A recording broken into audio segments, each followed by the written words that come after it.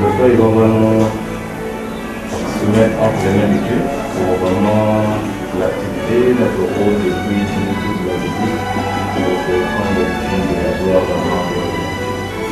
Seigneur, nous voulons encore te rendre gloire ce matin, que tu nous as présenté parmi les vivants pour l'éternel de l'Église.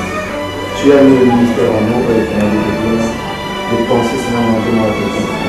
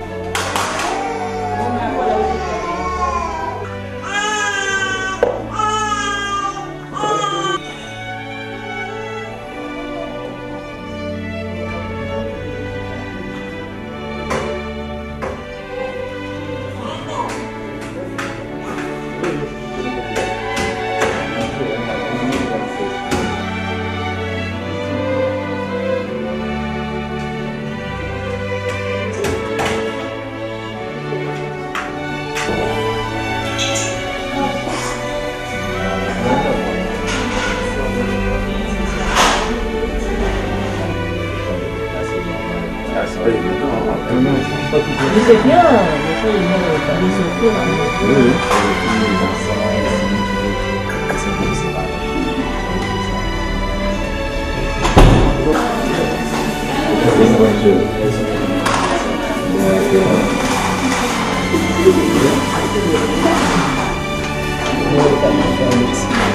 Attends.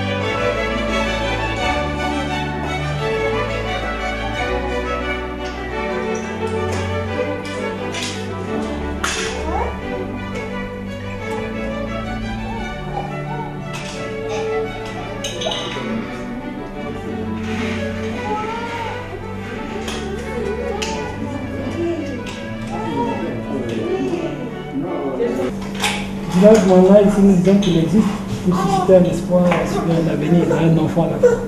Quand on dit un enfant, celui qui change la vie d'un enfant, c'est assurément d'une nation aussi qui change, sans le savoir, parce que c'est à long terme, la vision de l'image. Si nous servons, ce sont les bébés, les grands, les mamans. Les bébés, c'est tout le monde que vous voyez ici. Les grands, tout à l'heure, avant que je ne vienne, il y avait Jahen, ce type qu'on avait vu chez lui tout à l'heure. Et puis toutes les filles qui sont là. Que le village maintenant se tient dans la scolarité, le logement, la nutrition, tout ce qui tourne autour de l'eau. On s'est occupé des orphelins, des vœux, mais des mamans qui n'avaient pas aussi de ressources, à qui le village maintenant a octroyé comme une petite bourse, question de lui donner de l'élan, peut-être s'en sortir un peu dans la vie. Le petit peu qu'on avait, on attendait ici. La vision, c'est quoi? C'est que nous croyons qu'un enfant, il mérite de la dignité et du respect. Sauf que ceux qui ont commis ces actes-là, peut-être de façon inconsciente ou étant dans le besoin, n'ont pas pu savoir ça. Alors, nous récupérons que cette situation est désastreuse pour relever un peu ces enfants-là, leur dire que même s'ils n'ont pas un toit de façon normale, avec une mère biologique, un père biologique, mais nous qui sommes là, pouvons aussi leur apporter ce qui pouvait leur manquer au moment où ils se sont retrouvés dans cet état-là. Donc quand on les recueille, on leur donne ce qui leur manque. Parce que, ici c'est Chérie, avec les enfants à côté. Donc nous avons le refuge pour bébés, la prévention des orphelins, une formation et des possibilités pour veuves et femmes vulnérables. J'arrête, j'en parlais tout à l'heure. On parle de prévenir, c'est un orphelin qui n'a pas qui le soutenir. Alors, prévenir peut-être une catastrophe parce que si à un certain âge, on n'a pas où aller, alors finalement on peut se déplacer un peu dans le banditisme, dans n'importe quoi. Donc ici on parle de prévention d'ouverture, c'est ici, hein, en 2014, mais Mwana est là depuis 2010. Donc l'idée a pris forme en 2010 au Canada et Montréal. Et en 2014, l'année dernière, là, juste à côté de la petite pancarte dit une année. Ouais. Donc ça fait une année depuis que nous avons eu l'approbation de l'autorité ici.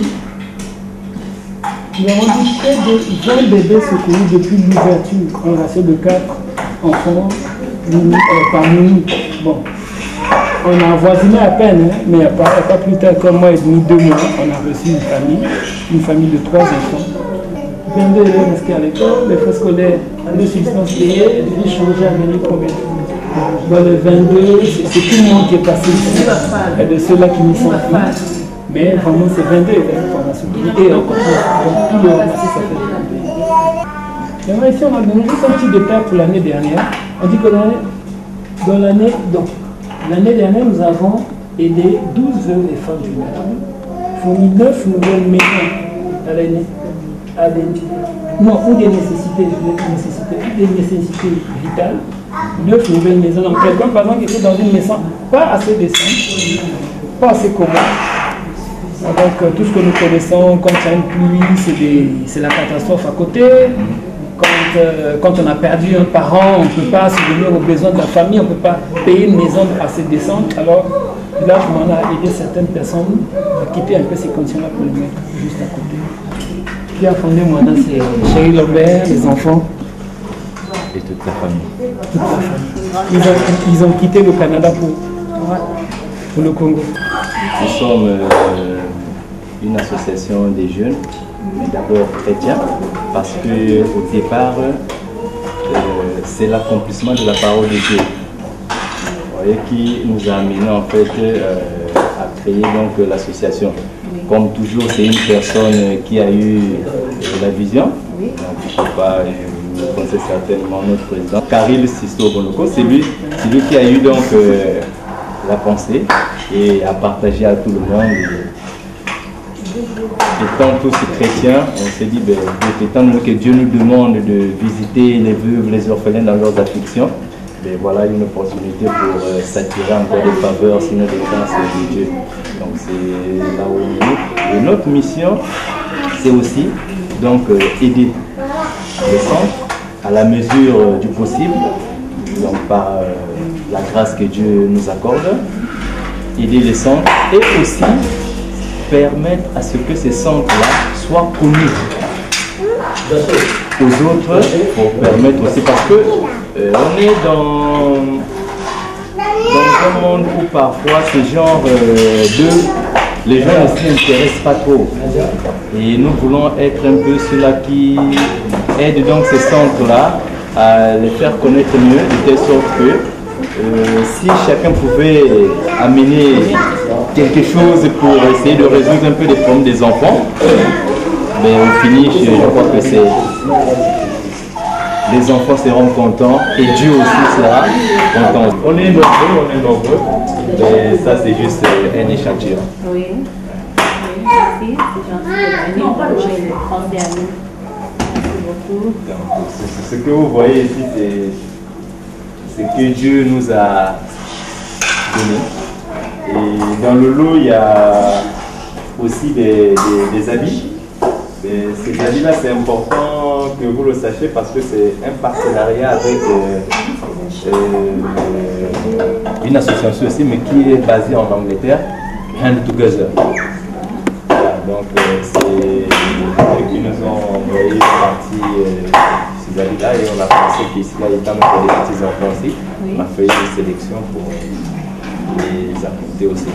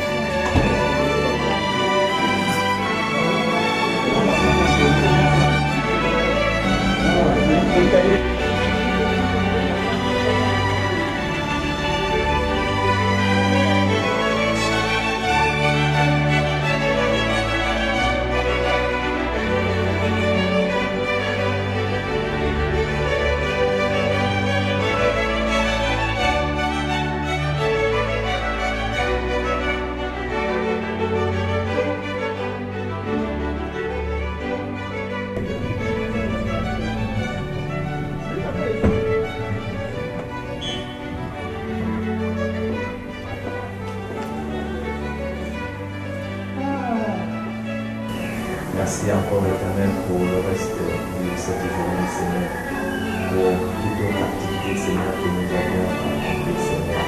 Je bénis cette journée, Seigneur, et je bénis encore